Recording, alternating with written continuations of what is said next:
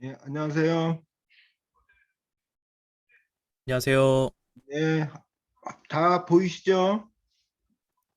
예, PPT 네, 잘 보입니다. 네, 전번 시간은 제가 그 야간에 이제 줌을 하면서 이렇게 같이 하려고 그랬는데 그게 또 같이가 안 되나 보더라고요. 그래서 기술적 요인으로 여러분들한테 혼란을 줘서 먼저 사과의 말씀을 드리겠습니다. 그래서 알다시피 그 영상 녹화 강의를 올려서 그거를 이제 출석을 대신하는 거로 하겠습니다. 그래서 어, 이번 주는 마지막이죠. 마지막 이제 수업이고 우리가 다음 주죠. 다음 17일로 알고 있는데 맞죠? 12월 17일 그 이제 시험을 이제 여러분들이 준비를 잘 하셔서 좋은 성적 거두기를 바라겠습니다. 그래서 제가 오늘 강의를 뭐 돌봄 노동을 할까 이제 감정 노동을 할까 좀 고민을 많이 했습니다. 근데 돌봄이고 감정 노동이고 여러분들이 또 익히 알고 있는 이야기 때문에 그냥 오늘 이제 종강을 맞이하면서 이 이제 4차 산업혁명 지금 우리가 살고 있는 이 사회에 있어서의 여러분들의 이제 어떠한 직업적 앞으로의 희망 그다음에 또 직업과 경력 그다음에 여성들의 이런 경력 단절을 어떻게 어, 면할 수 있을까 그런 문제를 좀 이게 고민하는 시간을 갖고 그 지식 4차 산업혁명 위주로 제가 여러분들도 뭐 익히 많이 들었지만 또 중복되는 부분도 있고 또 그렇지 않은 부분도 있고 그걸 중심으로서 이제 강의를 하고 1시간 정도 2시간은 이제 무리고 이제 1시간 정도 중강을 하면서 1시간 정도 이제 수업을 하는 것으로 계획을 잡겠습니다. 그래서 제가 지금 말씀드린 대로 이제 저는 이제 타이틀을 지식 정보 사회와 경력이라는 그런 타이틀을 저는 이제 가지고 마지막 강의를 임하겠습니다.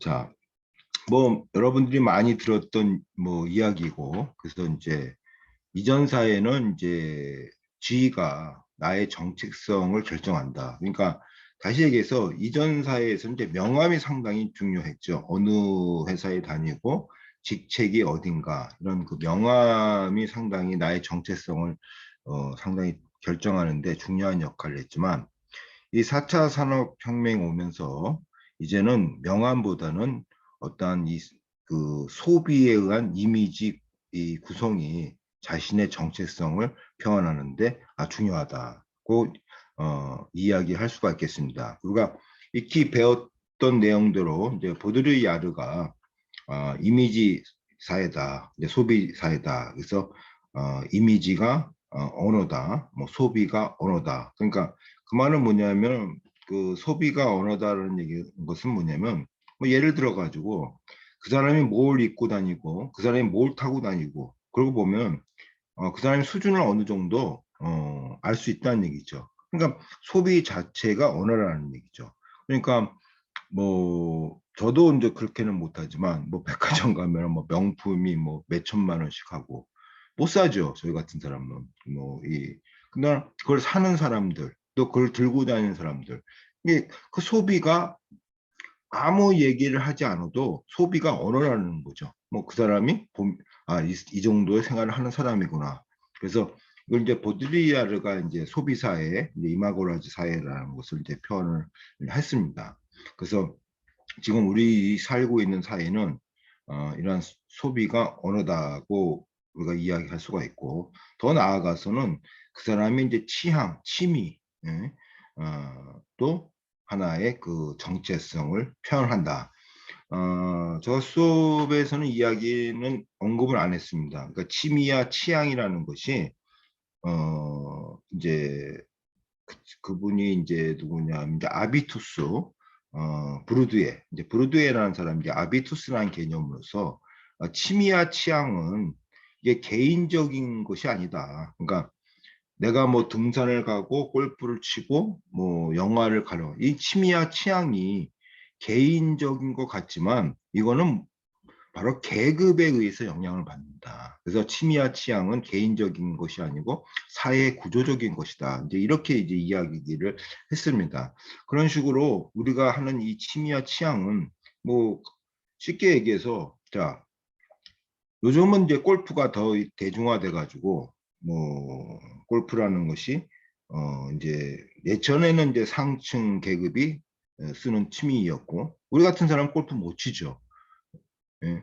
그런데 이제 골프가 대중화되니까 이 또 이 상층 계급들은 이제 요트가 또 이렇게 옮겨갔죠. 그러니까 자꾸만 쫓아가면 또 옮겨갑니다. 그러니까 요트를 뭐 타고 다닌다는 것은 그야말로 취미 취향이라는 것은 계급이죠. 개인적인 것이 아니고 이 계급적인 문제다. 이제 이렇게 브루드가 아비투스라는 개념으로서 어, 그 취미와 취향에 대해서 사회 구조적으로 이제 설명을 했듯이 이 4차 산업혁명에서는 이제 그 명암보다는 그 사람의 이제 소비에 의해서 정체성이 결정되는 사회다. 이렇게 이제 우리가 볼 수가 있고, 여기에 이제 관련돼서 보면은 이제 기본 소득보다는 이제 기본 자산이 중요한 사회라고도 이렇게 표현할 수가 있습니다. 그러니까 버는 것은 비슷하다 이거예요. 뭐 간단히 얘기해서 뭐 5급 공무원이나 뭐 대기업의 과장이나 그다음에 뭐 물류에서 뭐 하시는 분이나 기본 소득은 비슷해요. 소득은 여러분들 알다시피 물류 하시는 분들도 연봉이 상당히 돈을 많이 법니다. 몸은 힘들지만 그러니까 뭐 삼성의 과장이 돼 있다든가 뭐 5급 공무원이든가 물류에서 하시는 분이나 버는 것은 비슷하다는 얘기죠. 세상이 버는 것은 비슷하다. 근데 불평등은 어디서 온다는 얘기예요. 기본 어떠한 자산을 갖고 있느냐에 따라서 상당히 불평등이 심화된다는 얘기죠. 그러니까 예를 들어 가지고 아파트를 갖고 있는데 어느 시에 갖고 있고 또 서울시 같은 경우 강남에 갖고 있냐 강북에 갖고 있냐 이 상당한 큰 차이가 있다는 얘기죠. 그래서 이런 것까지도 연관이 되죠. 그러니까 기본 소득은 비슷하니까 예전에는 소득이 틀리니까 공무원이 갖고 있는 그런 5급 공무원이라는 과장의 타이틀과 물리하시는 분들의 타이틀은 정체성이 차이였지만 이제는 그분 버는 거나 5급 공무원 버는 거나 큰 차이가 없습니다. 그러니까 당연하게 이제 소비에 의해서 정체성이 나온다고 우리가 이제 볼 수가 있는 거죠. 이걸 좀 연역을 해보면은 그래서 요즘 뭐 우리나라 이제 대통령 선거 오면서 자꾸만 기본소득 그러는데 저는 개인적으로 지금 기본소득이 문제가 아니죠. 기본적으로 기본 자산이 문제죠. 그러니까 이 부동산, 이 아파트, 그러니까 이 토지 공개념, 뭐 우리가 안 배웠지만 피케티의 이런 그 정책, 피케티가 지금 뭐 가장 뭐 유럽에서 뜨거운 경제학자 아닙니까? 이분은 이제 기본소득에 대해서는 별 의미가 없다 이렇게 얘기를 합니다. 기본 자산을 얼마만큼 평등하게 해줄 것인가 이것이 중요하다. 4차 산업혁명에서 기본 자산의 불평등이 더욱 불평등 사회를 만든다는 얘기죠.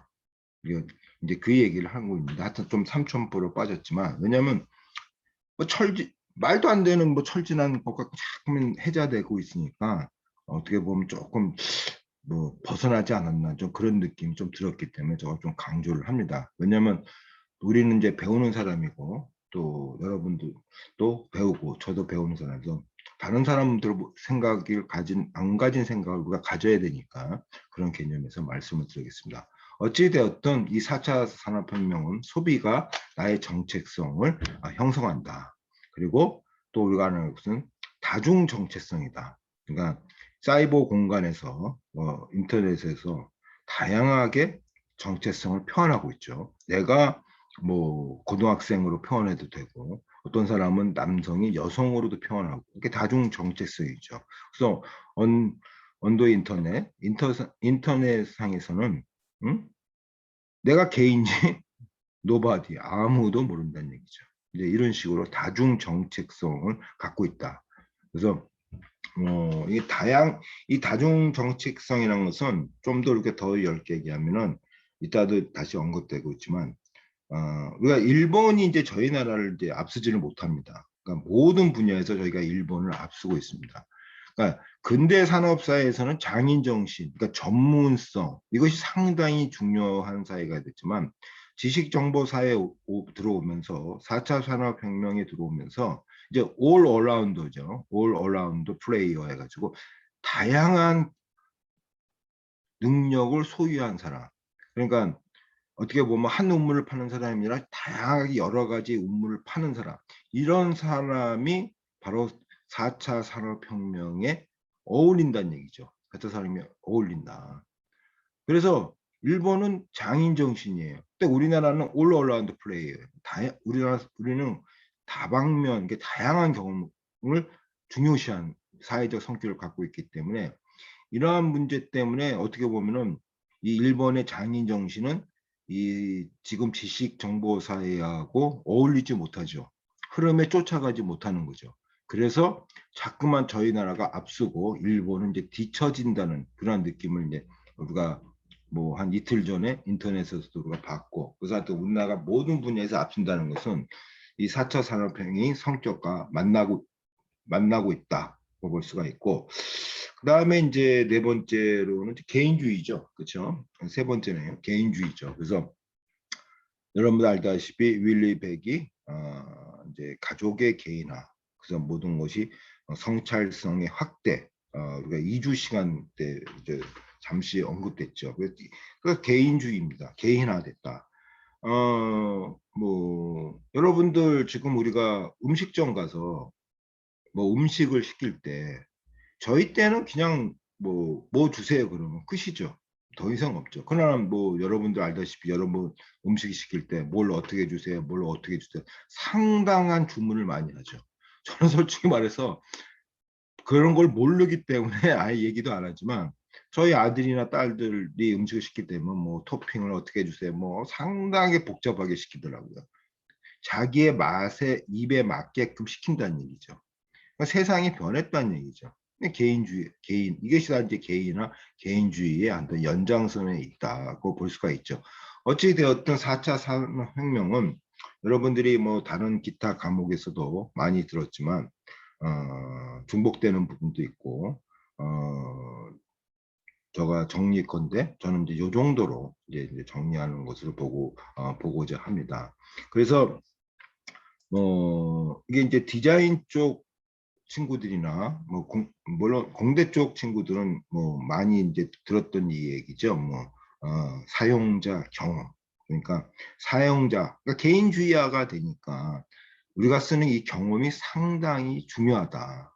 그래서 내가 한번 썼던 경험에 의해서 제품을 다시 선택한다. 그러니까 소비자의 위치에 맞춰서 제품을 만들어야 된다. 이제 그런 것도 이제 우리가 연역적으로 이제 설명할 수가 있고, 이 사용자 경험이 내가 제품을 선택하는 데 있어서 중요한 역할을 한다. 뭐 예를 들어 가지고 삼성 뭐 핸드폰을 볼 때 뭐 삼성을 썼던 경험, 그다음에 뭐 아이폰을 썼던 경험, 이제 이런 걸 경험에 의해서 다음에 상품을 선택할 때 그 에 의해서 상품이 선택된다는 얘기죠.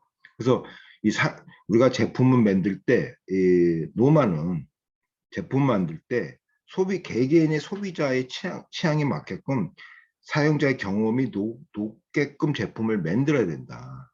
이제 그 사용자 경험에 맞춰서 제품이 제조해야 된다. 되게 개인주의하고 연결되죠. 그래서 이분은 뭐 제가 뭐 사용자 경험까지 깊게는 뭐 말씀을 안 드리고, 그다음에 사용성, 유서빌리티, 사용성, 그다음에 이 유서빌리티는 제가 S사 핸드폰하고 L사 핸드폰을 한번 다 썼는데 그 L사에서 S사로 넘어간 이유가 뭐냐면은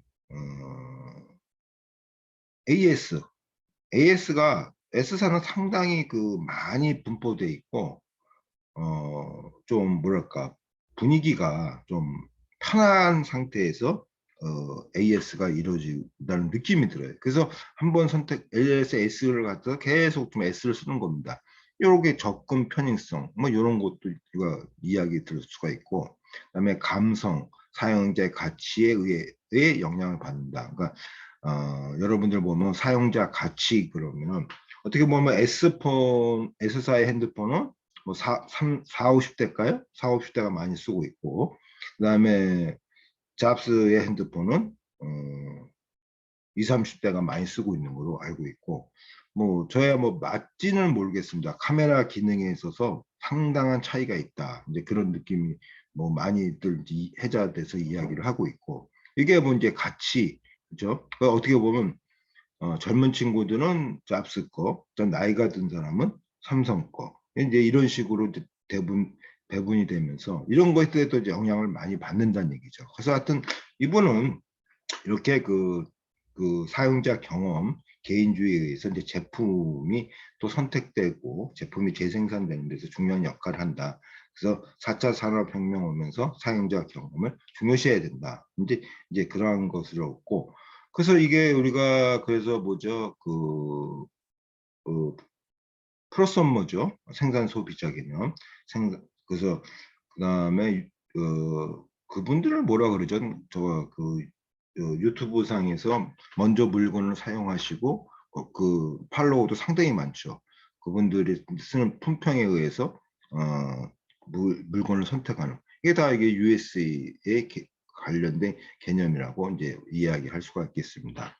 어찌되었든 뭐 4차 산업혁명을 보면은 뭐 여러분들이 익히 알았던 포디즘사에서 현대사의 포디즘사에서 지금은 다품종 소량 생산인 포스트 포디즘으로 넘어갔다. 예, 이건 뭐 익히 뭐 많이 들었던 얘기고, 그래서 이런 포스트 포디즘 다품종 소량 생산에서 제일 중요시하는 것은 바로 이 협업입니다. 협업. 그러니까 공동 작업이, 그러니까 뭐 인문사회 계통은 뭐 과제에 있어서 물론 협업도 많이 필요하지만, 그렇게 뭐 한 사람이 뭐 쉬운 예로 숟가락 얹기죠. 그래서 뭐 과제를 내면은 조과제 내면은 한 사람이 다 이끌면서 한 사람이 다 할 수 있는 그런 경향이 많은데, 이 공도의 계통, 지금 공대의 계통 수업 듣는 친구들도 있겠지만, 이 공대의 조과제는 절대로 혼자 할 수가 없어요. 팀워 플레이입니다. 팀워 플레이가 있기 때문에 이제는 작업이 4차 산업혁명에서 가장 중요한 작업이 뭐냐면 협업입니다. 어떤 회사를 가든 이 협업이 상당히 이제 중요한 관점으로 등장하고 있습니다. 그래서 아까도 했지만 협업을 하는 과정에 있으니까 전문적인 사람보다 다양한 경험을 가진 사람이 더 유리한 거죠. 그래서 이 공동 작업이 협업의 과정이고, 이 협업의 과정은 어떻게 보면 이제 융합, 여러분들 이제 융합의 시대라 그러죠. 이게 융합의 개념하고도 연관성이 있죠. 그러니까 융합이라는 것은 이따도 다시 해보겠지만 4차 산업혁명은 어떤 사람이 어떻게 융합을 할 것인가, 이것이 하나의 관건인 것 같아요. 여러분들 뭐 드론을 이용한 영상 촬영, 이게 갑자기 생각나는 게 아니고 드론 기술과 영상 기술을 융합을 한 겁니다. 융합을 해가지고 이게 그 시행착오를 겪으면서 한 5년, 6년, 그 회사가 제가 이름을 잊어먹었지만 그 회사가 거의 파산 지점까지도 가고 지금은 뭐 거대한 뭐 세계적인 뭐 대기업으로 성장했죠. 그러니까 드론과 이 영상 기술을 이걸 융합을 해가지고 지금 모든 분야에 쓰고 있죠. 뭐 영화 제작하는 데도 쓰고 있고, 뭐 어떻게 정반대인 뭐 테러리스트 뭐 할 때도 드론으로 공격을 하고 있고, 이 정도로 이제 융합이 되는 거죠. 그러니까 이제 기술의 융합이죠.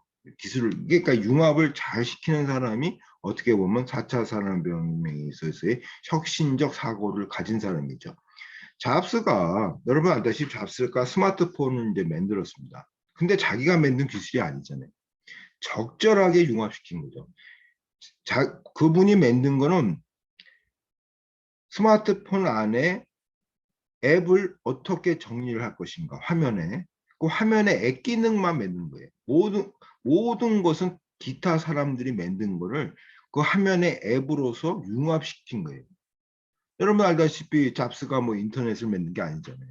인터넷은 2차 세계대전 혁명, 2차 세계대전 때 그 하버드 대학하고 육군 본부하고 연락 체계에서 인터넷이 발견되고 그래서 그것이 전 세계적으로 이제 뭐 마크 V인가요? 처음에 발견된 컴퓨터. 그래서 점점 인터넷이 발견된 거고. 이런 앱은 알다시피 빌 게이츠가 또 개발을 했고 이런 식으로 이게 적절하게 융합을 해가지고 스마트폰이 탄생이 돼요. 물론 그걸 융합을 하는 자체가 혁신이죠. 그래서 4차 산업혁명은 이제 융합의 시대고 모든 직무가 협업으로 이루어진다고 우리가 볼 수가 있죠.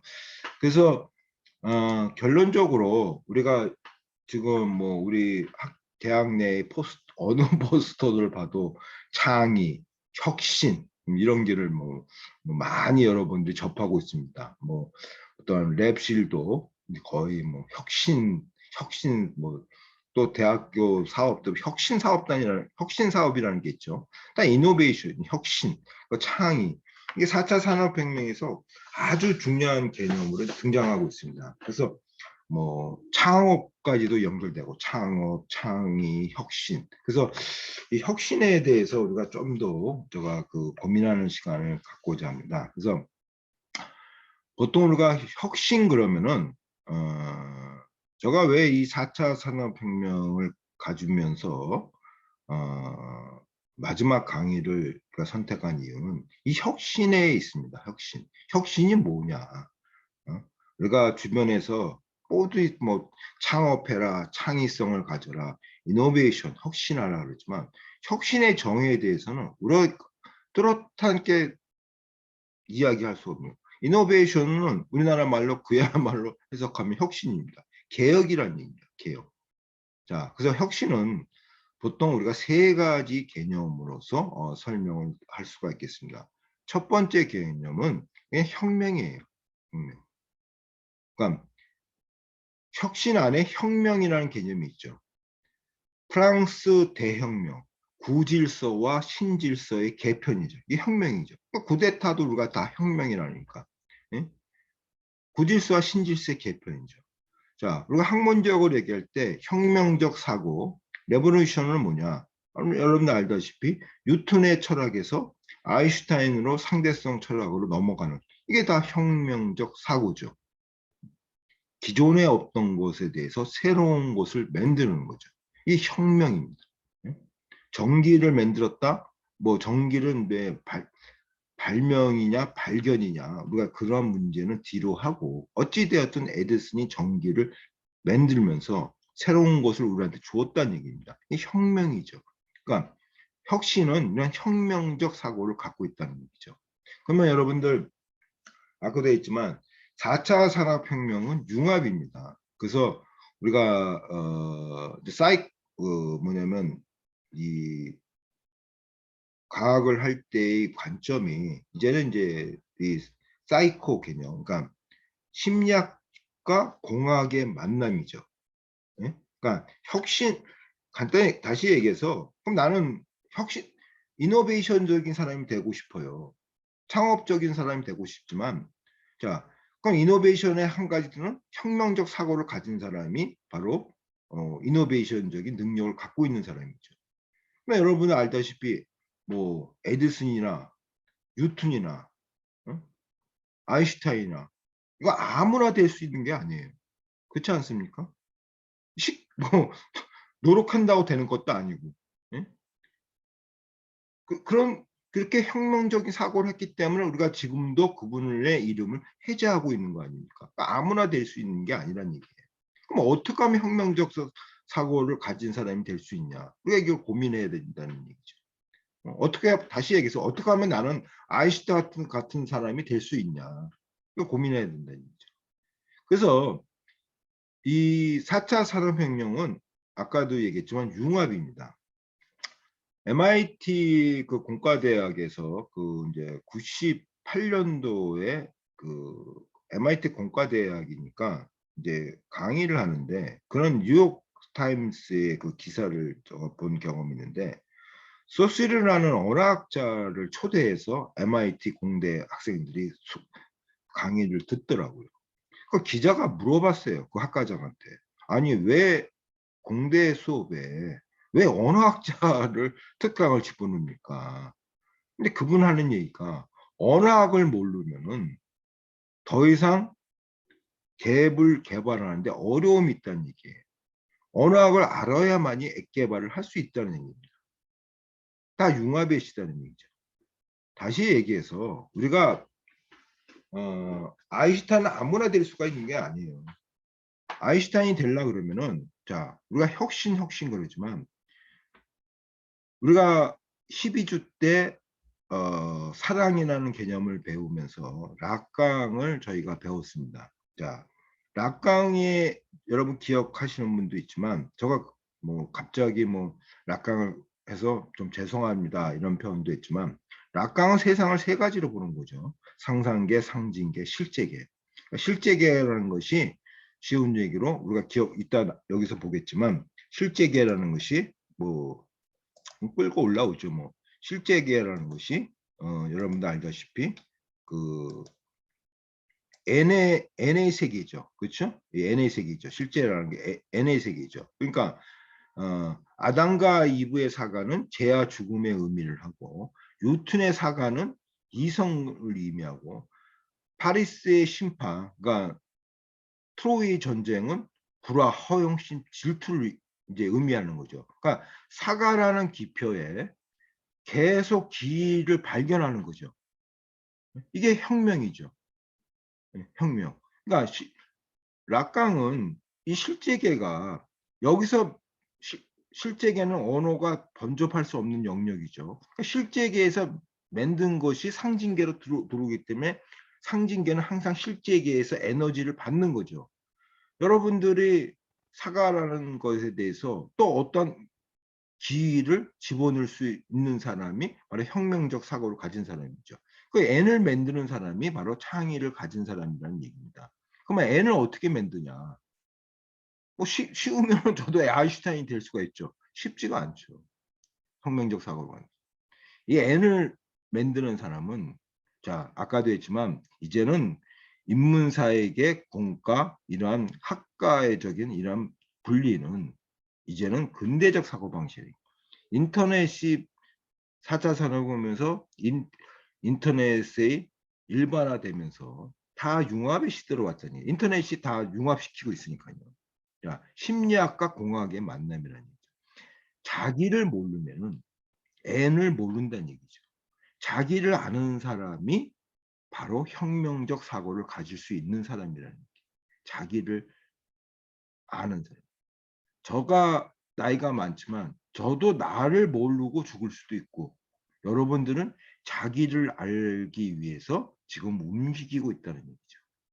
자, 다시 얘기해서 좀 더 우리가 연역을 해보면 예전에는 아까도 얘기했지만 명함이 중요한 세상이고 평생 직장이 중요한 세상입니다. 지금은 자기를 찾으면서 직업 전선을 계속 이동해야 되는 그러한 사회 구조에 살고 있다는 얘기입니다. 이게 긍정적으로 얘기할 수도 있고 부정적으로 얘기할 수가 있어요. 그러니까 직장 이동이 빨리 일어난다는 얘기죠. 직장 이동이.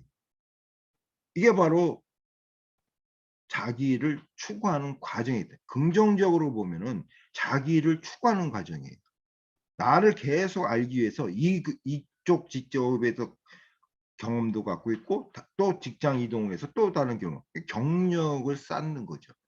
4차 산업혁명은 직업보다는 경력을 추구하는 사회입니다. 다시 얘기해서 자 우리가 평생 직장 그러면 공무원 교수라고 봅시다. 만약에 굽힌다면 공무원 교수가 되면 평생 직장이에요. 평생 직장에 있으면 제가 여러분들을 가리키고 있지만 내가 이거 적성에 맞을까? 곰곰이 생각할 때가 많이 있습니다. 근데 용기도 없고 벗어날 수가 없는 거죠. 그러니까 나이가 아닌 것을 갖고 산다는 느낌도 있어요. 그러니까 이런 것에서 4차 산업혁명은 여러분들한테 이건 좋게 얘기합니다. 자꾸만 자기를 추구하면서 경력을 쌓아나가라는 얘기죠. 이게 바로 4차 산업이 젊은이들한테 요구하는 자세라고 할 수가 있겠습니다. 그래서 N을 자꾸만 경험해서 하면서 나를 알라는 얘기죠. 나를 알아야 아인슈타인 같은 사람이 된다는 얘기죠. 그러니까 심리학적으로 자기 이해 없이는 창의적 사고 방식을 가질 수가 없죠. 나를 아는 사람은 창업을 할 수가 있는 거지, 나를 모르는 사람이 창업을 한다는 것은 그건 실패라는 얘기죠. 나를 먼저 알아야 된다는 얘기예요. 이게 바로 이 시대가 우리한테, 여러분들한테 주는 하나의 임무라고 할 수가 있겠습니다. 평생 직장보다는 나를 아는 경력을 자꾸만 쌓아. 이게 좋게 얘기하는 겁니다. 근데 어떤 사람은 이제 부정적으로도 얘기하죠. 이양 얘기하면 신자유주의 구조조정 때문에 할 수 없이 직장 이동을 하는 거지, 이게 나를 찾기 위해서 하는 거냐. 이게 또 부정적으로 이야기하시는 분도 있습니다. 동전양면이죠. 어찌 되었든 이런 것을 우리가 그 4차 산업혁명에서 이노베이션이라는 개념이 있고, 자, 두 번째 개념은 아까도 했지만 잡스예요. 얼마만큼 이제 만들었어요. 아인슈타인이 상대성 이론을 만들었고, 네? 드론을, 인터넷을 만들었고, 영상 촬영을 만들었고, 이것을 융합시키는 사람이, 응용하는 사람이죠. 이것을 응용하는 사람이 또 혁신을 가진 사람이에요. 잡스죠. 잡스는 자기가 만든 게 하나도 없어요. 이미 만들어진 기술을 가지고 융합을 한 거죠. 자, 여러분 P2P 많이 들어보죠. 온라인 거, 비대면, 그다음에 대면. 온라인과 대면과의 적절한 융합이 바로 P2P 아닙니까? 그러니까 융합을 시키는 거죠. 그러니까 이런 이미 만들어진 기술. 어차피 나는 아인슈타인 같은 사람이 되지 못하면은 잡스 같은 사람은 돼야 된다는 얘기죠. 기술을 적절하게 융합시켜라. 이 융합을 해야만이 바로 창의라는 것은 뭐 얼마만큼 기술을 융합시키는 것이 능력이 바로 또 혁신이라는 얘기예요. 아까도 했지만 드론과 영상 촬영을 이걸 융합시킨 사람이 지금 뭐 10대 세계적인 글로벌 기업이고 10대 기업이 되지 않았습니까? 저 이름은 잊어먹었어요. 저도 공과대가 아니니까 좀 낯설어요. 그러니까 경영학도 아니니까 좀 낯설고, 어찌됐든 융합을 한다는 거예요. 이미 혁명적 사고를 가진 사람들이 만든 기술을 가지고 어떻게 하면 이렇게 적절하게 융합을 시킬까. 도쿄에 그 AI 택시가 있어요. AI 택시라는 것은 뭐 AI가 이렇게 자동으로 하는 게 아니라 그 택시 운전수 아저씨가, 대학생이 발견한 거예요. 택시 운전수 아저씨가, 이 친구가 적절하게 융합을 한 거죠. 어느 시간에 어느 쪽에 사람이 많이 분포되어 있을까. 그러니까 기다리든가 빙빙 돌지 말고 가능성이 높다는 얘기죠. 이거를 화면에서 가르쳐 줘요. 이 시간대는 여기에 사람이 많이 몰려 있습니다. 적절하게 융합했어요. 대학생이 융합해서 만든 거예요. 그리고 한 현이 이걸 운영하고 있어요. 근데 그런 것을 우리가 이노베이션을 할 수가 있고, 세 번째는 이제 우리가 답을 찾아야 할 그 이야기입니다. 혁명적 사고에 대응하는 변화하는 자세. 이게 바로 이노베이션이다. 다시 얘기해서 세상은 변했습니다. 자, 나이대의 부모라는 것은 권위주의인 부모예요. 저가 아버님한테 뭐 말대꾸를 나이가 들어도 못합니다. 워낙 이 엄부였기 때문에. 자, 요즘 아이들은 부모가 야단을 치다가 화가 나면 한 대를 때리면은 폭력으로서 신고를 하는 세상이에요. 아이가 주체성으로 바뀌었어요. 주체성으로 바뀌었어요. 자, 여성도 이제는 주체화되고 있다는 얘기예요. 소유물로 된 것이 아니라 하나의 주체화가 되는 거. 돌봄 노동도 이제는 여성의 역할로 규정되는 것이랑 남녀 공용의 역할로서 규정돼 가고 있다는 얘기예요. 근데 내가 이런 사고방식이 변화하는 것도 바로 혁신이라는 얘기예요. 또 한번 다시 얘기할게요. 자, 저는 스마트폰을 하고 있는데 제가 가만히 내 스마트폰에서 하고 있는 게 뭘까 한번 고민해 봤어요. 자, 전화 걸기, 인터넷 검색, 카톡, 문자. 그다음에 뭐 찍는 카메라도 잘 못해요. 각도도 잘 못 잡고 카메라도 잘 안 해. 필요할 때만 찍고. 그러니까 저는 유일하게 이 네 가지만 하고 있어요. 근데 이 스마트폰이 이 네 가지만 갖고 있는 게 아니잖아요. 다양한 기능을 갖고 있는데 저는 못하는 거예요. 자세가 안 됐다는 얘기죠. 이 혁신적 사고 방식이 없다는 얘기죠. 세상의 변화에 대해서 내가 자세가 변화해야 된다는 얘기예요. 나는 스마트폰을 갖고 있는 기능을 적절하게 이용할 수 있게끔 기능을 아는 것이 변화하는 자세죠. 아동이 주체화로 바뀌었어요. 주체성으로 아이를 대해야 되는 거예요. 자, 이제 학생은 변했어요. 아동이 주체화가 되는 세상에 당연히 대학생들은 주체성을 가진 하나의 엄격한 개인적 독립체로서 간주해야 되지만 옛날 교수님들은 아직까지도 그 학생들을 소유했다는 개념이 있기 때문에 우리가 틈틈이 인터넷에서 나오는 무슨 뭐 교수들의 갑질 행위 또 뭐 며칠 전에 어저께죠? 뭐 경북대학교에서 교수 들어오지 마세요. 존을 만들어 버리고 석사 학생들이 불편해하고 이러니까.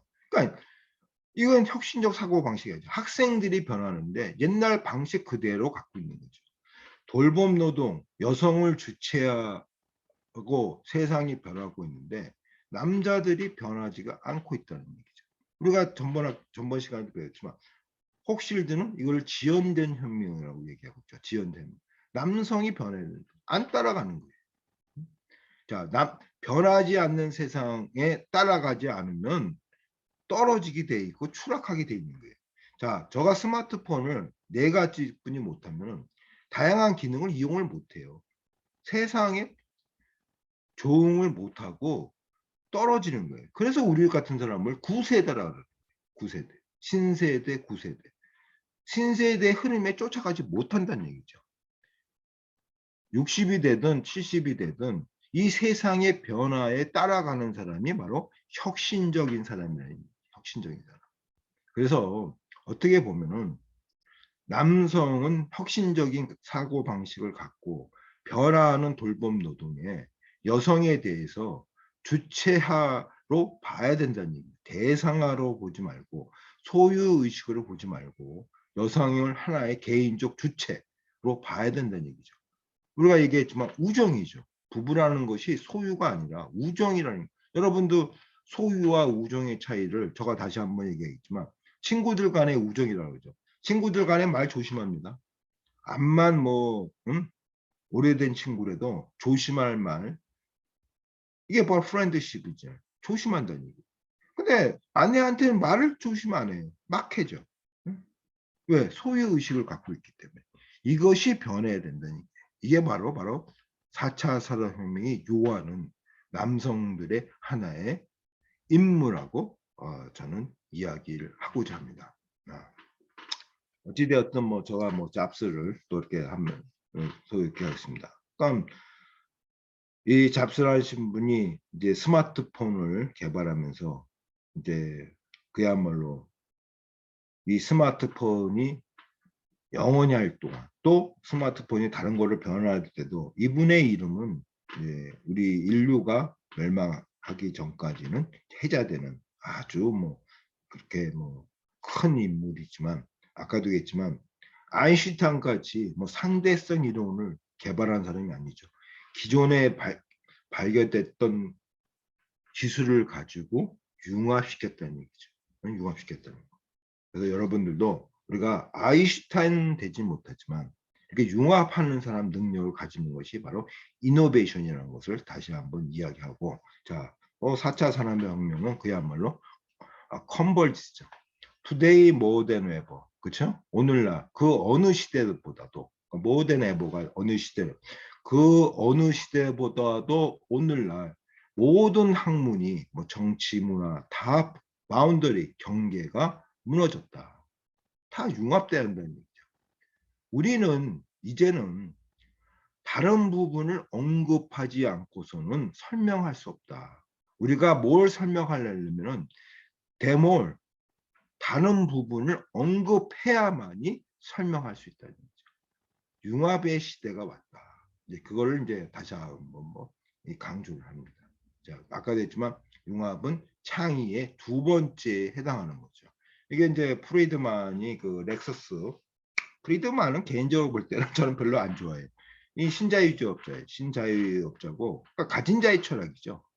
구조조정. 그러니까 렉서스 차 아시죠? 렉서스가 이제 힘드니까 구조조정을 어떻게 할 것인가 거기에 대해서 이제 경영 컨설팅을 이제 하면서 이제 어, 렉서스 앤드 디 올리브 트리라는 그런 책에서 이제 컨벌지라는 개념을 정의하는데 뭐 컨벌지를 정의하면서 이분만큼 뭐 명확하게 정의를 하는 사람은 없습니다. 그래서 제가 여러분들한테 소개를 하고 있습니다. 하여튼 4차 산업은 융합이다. 이게 두 번째 차원이죠. 두 번째 차원이고 자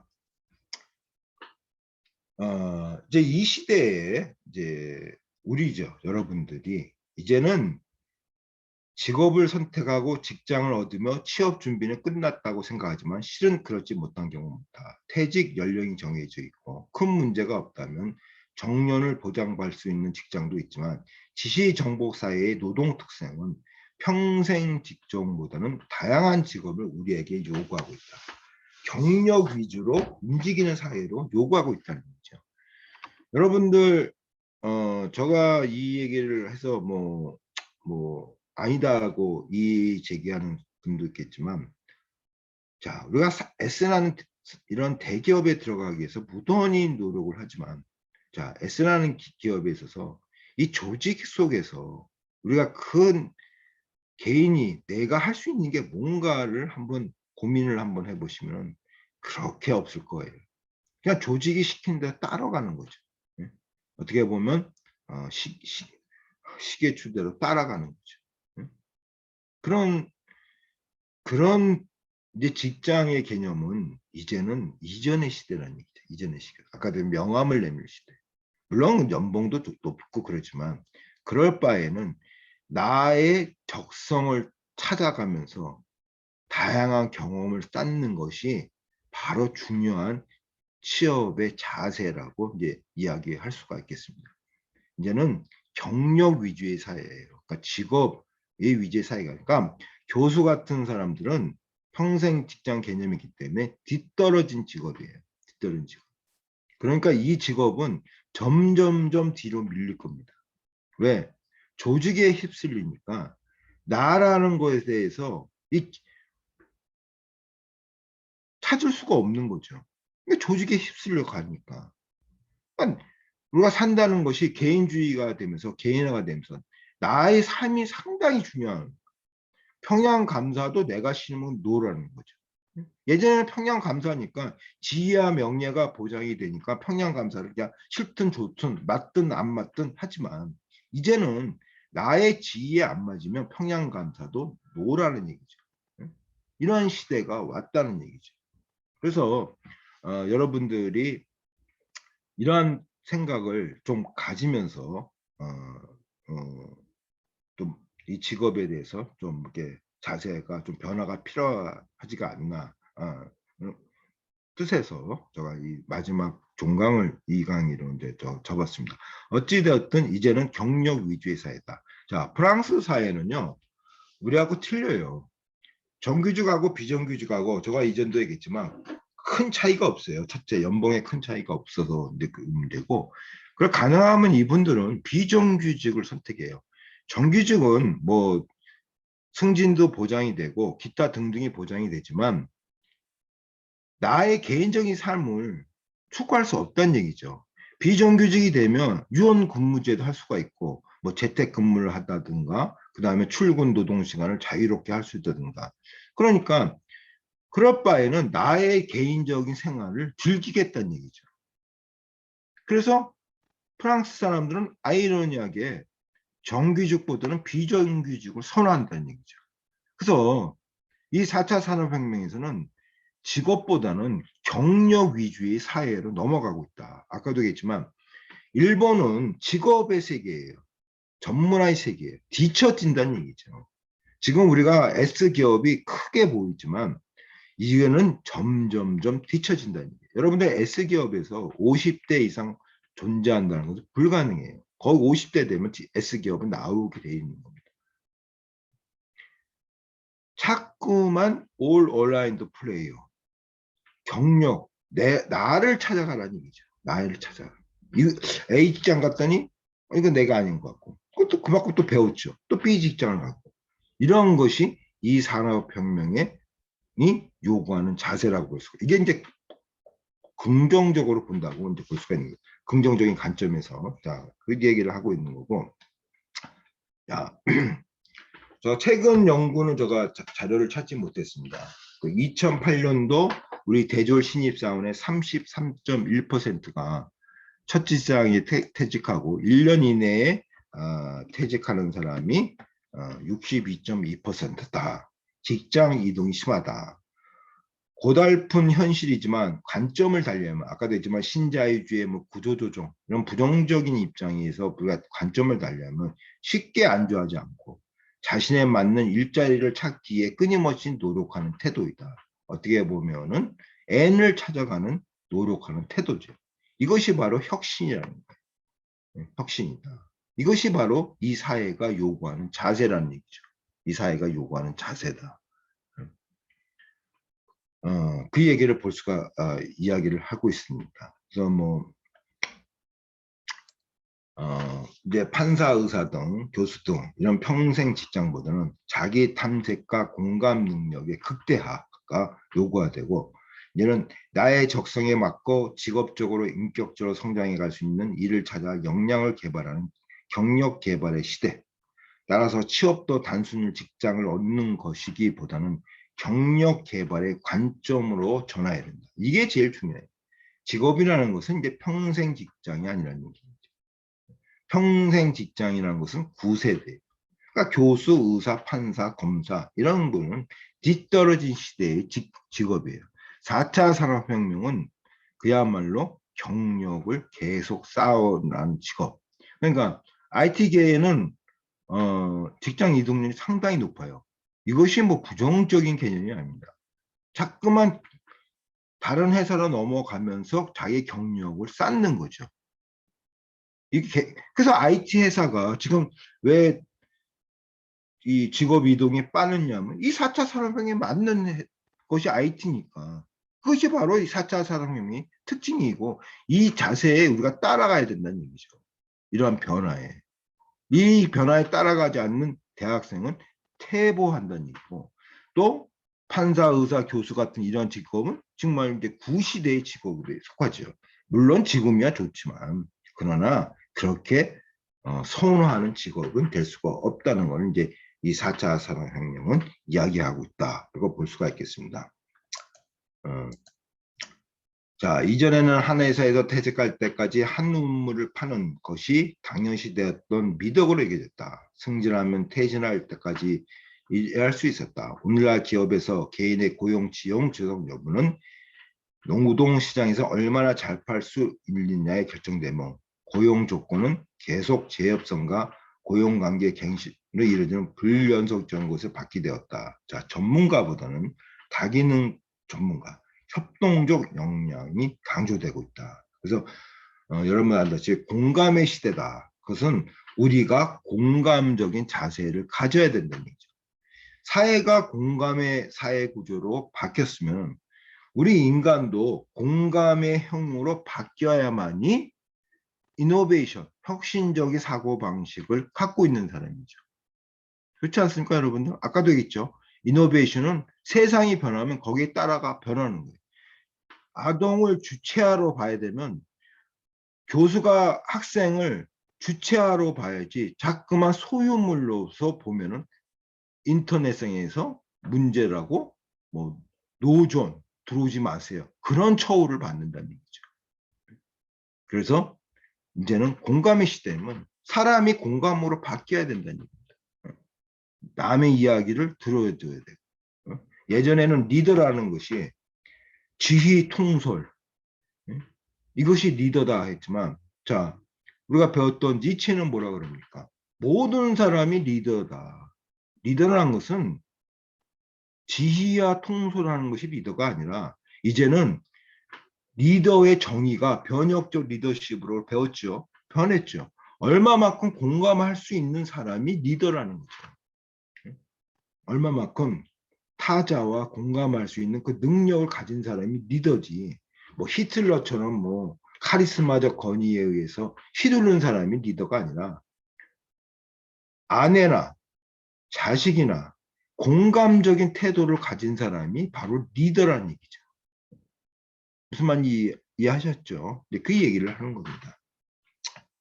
자, 뭐 설리반의 뭐 역량 정의, 뭐 경영 규형 이거는 뭐 그냥 간단히 보고, 자 결론적으로, 자 이건 우리가 통계를 보는 여성의 삶 1편에서 이 경력 단절을 보이고 있는 그래프를 제가 다시 이제 갖고 들어왔습니다. 자, 여성은 어떤 논문을 보니까 어떤 직장인이 그런 그 아픔을 이제 호소한 논문을 제가 봤습니다. 장애를 가진 이제 직장 워킹맘입니다. 항상 애한테 미안한 감정을 갖고 죄책감을 갖고 이제 아이를 보고 있고, 너무나 자기가 죄책감 때문에 상담을 했답니다. 남성 선생을 상담했더니 다 그만두라고 빨리 아이를 보살피라고 그러고, 또 여성 선생님, 의사 선생님이죠. 여성 의사 선생님을 만났더니 그냥 직장을 다니면서 아이를 돌보라고 이렇게 얘기하고, 뭐가 답이냐 이제 그게 질문을 드는 거죠. 그러니까 저는 답이 그분의 답은 뭐냐, 그분이 찾는 게 아니라 남편이 찾아야 된다는 얘기죠. 아까도 얘기했지만 여러 여성들은, 지금 여학생들은 이제는 졸업을 하고 결혼을 하게 되면은 회사에, 물론 지금은 가족 임금 제도가 남자들이 벌지를 못하니까 계속 직업 생활을 하는 여성들이 많지만, 그래도 이제는 어떻게 되면 한 번은 고민할 때가 올 겁니다. 직업을 선택할 것인가, 돌봄 노동을 선택할 것인가. 이것이 바로 경력 단절로 나오고 있는 거고. 자, 여기에 대한 대답, 아까 그분의 대답처럼, 자, 이 대답은 그분이 갖고 있는 게 아니라 남성들이 갖고 있다. 아까도 얘기했지만 이노베이션이라는 것은 세상이 변화하는 데 있어서 나의 자세가 변화하는 것이 바로 혁신이다. 그러면은 돌봄 노동에 대해서 남성이 변해야 된다는 얘기죠. 공유로 변해야 된다는 얘기죠. 제가 끝강을 하면서 저는 그분에 대해서 항상 놀라운 사고방식을 갖고 있다면, 또 제가 중원에서 또 설명합니다. S회사 다니는 대기업이 육아휴직을 했죠. 기억하실 거예요. 육아휴직에 의해서 회사가 받아들일지 안 받아들일지, 그렇게 조직 문화가 넉넉하지 않은 그런 환경 속에서 육아휴직을 합니다. 자, 아내의 공부를 도와주기 위해서 자기가 육아휴직을 하고 아내를 공부시키는, 사랑의 의미, 상보적인 의미, 호혜적인 의미, 이렇게 제가 그때는 표현했지만, 자, 그분의 돌봄 노동은 여성의 일로 간주하지 않는다는 얘기죠. 세상이 변하는 데서 자기가 따라 변화하는 거예요. 여성의 돌봄 노동의 경력 단절의 해결점은 바로 남성들이 빨리 변해야 된다. 다시 얘기해서 버틀러의 수행성, 이행성 개념이 현실화될 때 가능하다. 이것이 현실화되지 않으면 계속 지속적으로 여성의 돌봄 노동과 또 여성이 많이 차지하고 있는 감정 노동의 문제점은 계속 문제점으로서 언급이 된다. 그런 것을 이제 강조하면서, 자, 이노베이션, 자, 남성들 또 여성들도 돌봄 노동을 내 것이라고 생각하면 안 된다는 얘기예요. 여성들도 변화한다는 것을, 남녀 모두 공유의 개념, 수행성, 이행성 개념을 강조하면서 이번 학기 강의를 마치고자 합니다. 어찌됐든 뭐 조금 뭐 모자란 강의였습니다. 그래서 좀 저도 항상 한 학기를 마치면은 이 부분이 좀 부족하다 반성을 하고 다음 학기는 좀 보강을 하겠다. 이제 그런 마음으로 또 항상 강의를 마치고 또 열심히 했지만 부족한 점이 많고 이 부족한 강의를 끝까지 15주까지 들어주신 여러분들한테 진심으로 감사드리며 학기말고사 잘 보시고 또 이 여러분들의 앞으로 진로에 항상 뭐 밝은 길을 꽃길이 되어 있기를 바라면서 이번 강의를 마치고자 합니다. 하여튼 다시 이야기하지만 부족한 강의 들어주신 여러분들한테 진심으로 감사를 드립니다. 자, 여기서 이제 수업을 마치고 우리가 그 질문을 받겠습니다. 자, 질문.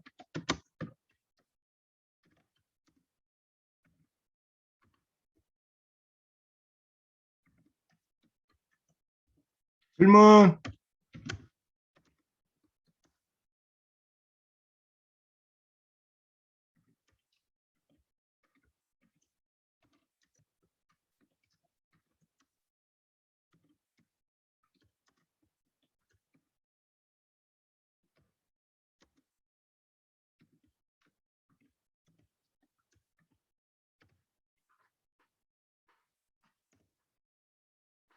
자, 김기모 학생 질문 없어요?